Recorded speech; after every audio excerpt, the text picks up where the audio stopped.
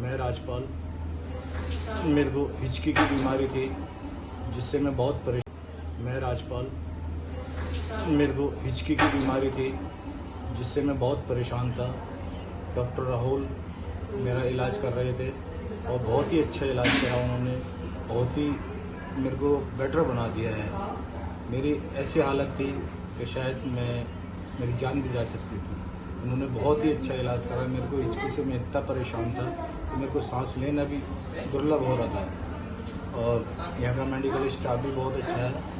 बहुत अच्छी देख रेख की है इन्होंने। खाने से, पीने से, साफ सफाई से, हर चीज़ से जो है बहुत ही अच्छा स्टाफ है। मेरे को बहुत ही अच्छा लगा। और मिस्टर राजकुमार जी हैं नाइट में, उन्होंने बहुत ही अच्छा सहयोग दिया।